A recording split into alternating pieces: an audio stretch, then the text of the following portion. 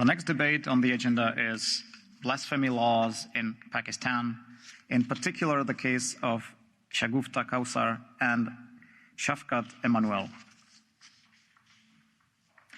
And our first speaker is Mr. Van Dalen. 2 minutes, please. Si, monsieur.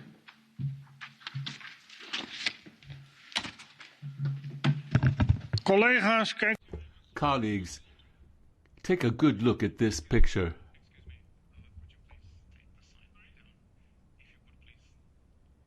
Well, it is not completely in line with the rules, I need to say. It's not in line with the rules, but this is the couple we are dealing with today. And, Mr. President, ik heb gevraagd dat u...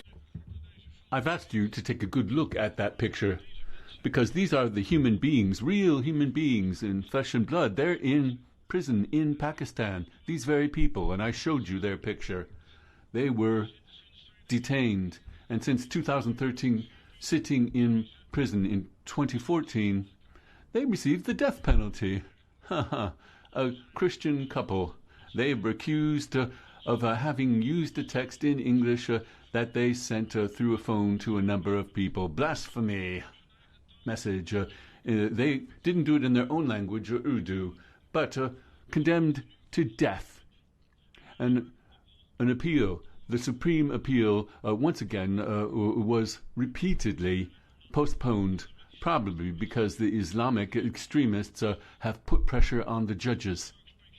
Hundreds of other religious people who are behind bars due to blasphemy laws in Pakistan, Ahmadis, Shia Muslims, the Sikhs, the Hindus, numerous people in the horrible blasphemy laws are behind bars. All political groups need to powerfully draw a resolution on this question, and particularly to ask the Commission to put an end to the trade negotiations with Pakistan, because they reap many benefits, and we need to take a critical look at that. That's also part of this resolution, Mr. Commissioner. Thank you. Thank you, Mr. Van Dalen. I'm sorry for forcing you to take the picture down, but also we need to respect the rules regardless of how emotional the topic is.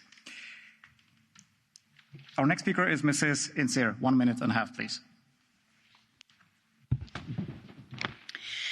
Dear colleagues, let us be clear. Blasphemy laws are relics from a medieval past and have no place in our modern world.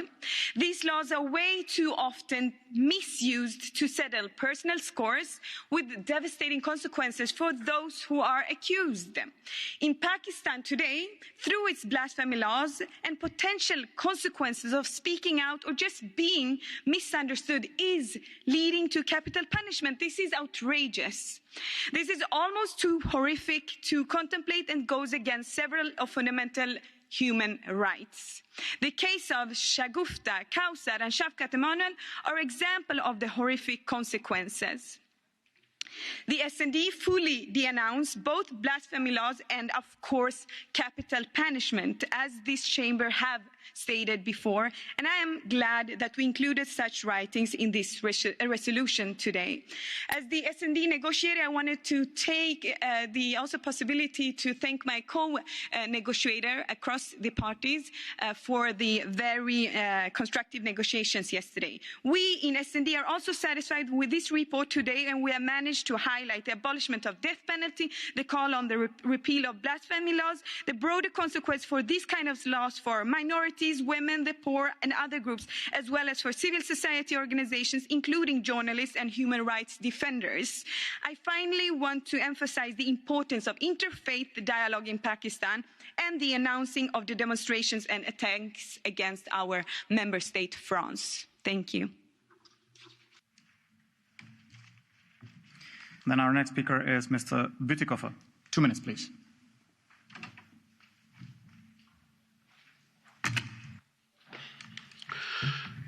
Thank you, President, Mr. Commissioner, colleagues.